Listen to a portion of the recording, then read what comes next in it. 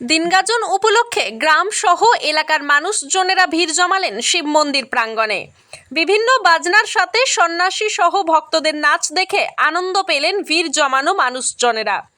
সন্ন্যাসীদের ঝাঁপ ভাঙা এবং বিভিন্ন ফল বিতরণের অনুষ্ঠানেও আনন্দে মাতলেন মন্দির এলাকার উপস্থিত মানুষজন। শিবের গাজন উপলক্ষে দিন গাজন অনুষ্ঠানটি অনুষ্ঠিত হল পূর্ব বর্ধমান জেলার রায়নার 2 নম্বর ব্লকের অন্তর্গত শ্রীরামপুর গ্রামে।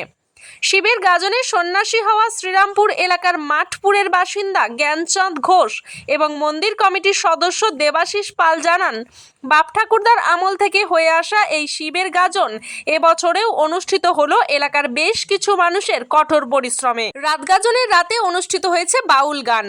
আজ দিন গাজন উপলক্ষে সন্ন্যাসীদের দণ্ডি খাটা এবং ঝাঁপ ভাঙা অনুষ্ঠান অনুষ্ঠিত হলো। আগামীকাল অর্থাৎ মঙ্গলবার দুপুরে মন্দির প্রাঙ্গণে গ্রামবাসী ও এলাকার মানুষদের জন্য অনুষ্ঠিত হবে শিবযজ্ঞী অনুষ্ঠান। প্রায় 4000 মানুষ এই শিবযজ্ঞের প্রসাদ গ্রহণ করবেন। সন্ন্যাসী হয়েছে কি কি অনুষ্ঠান হয়? এটা আমাদের শ্রীরামপুরের গাজন, চড়ক উৎসব বাবা বলেছিলেন। এখানে 13 জনের মতো সন্ন্যাসী হয়েছে।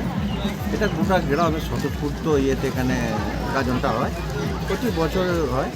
আমরা কালকে এমনি বাজেটে গেছি, 4 থেকে 5000 লোক এখানে ইয়ে করবে, বাবার প্রসাদ খাবে। বাবার প্রসাদ খাবে। যেটা আর এছাড়াও কি কি অনুষ্ঠান থাকে? এছাড়া এমনি বাউল থাকে, আগামী বাউল হয়েছে। এই অনুষ্ঠানে গোটা গ্রামের মানুষের স্বতঃস্ফূর্তভাবে সকলেই এর ঝাঁপিয়ে পড়ে এই গাজন উৎসবটাকে। এটা আমাদের একটা ঐতিহ্য।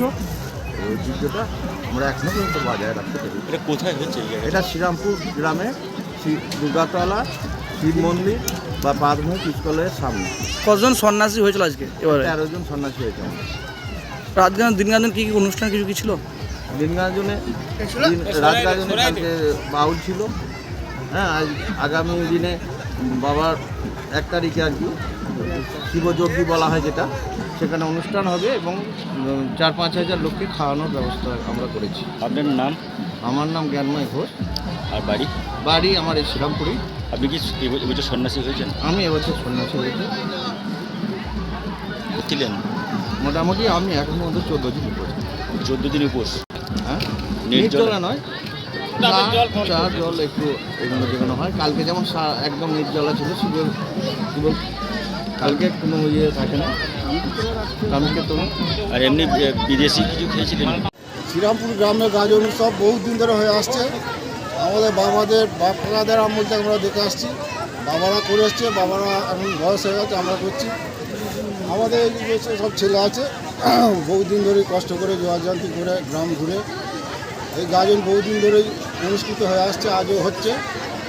আজকে আমাদের যে দিন গাজন হলো, কালকে আছে আমাদের শিবযজ্ঞী। ওটা একটা ভালো ব্যাপার।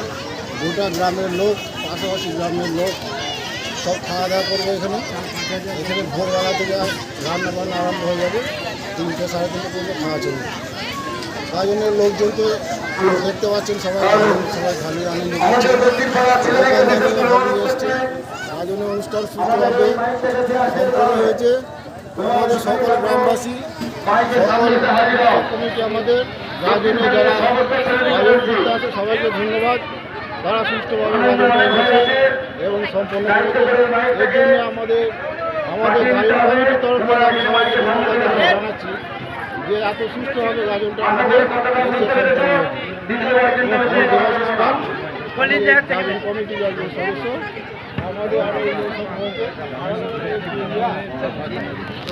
এইসব ছেলে তাপস করতে পারলেন রে। এই যে মাদুর ঘড়ি আছে, এরা সুকুমার হাজরা, এরা মেন প্রচেষ্টা এদের। এরা যোগাযোগ করে সকলকে নিয়ে গাজন আমাদের আপাতত এখনও চলে এসছে, এতদিন এখনও চলবে। দেখা যায় কয়েকদিন চালানো যায়। আপনার নাম?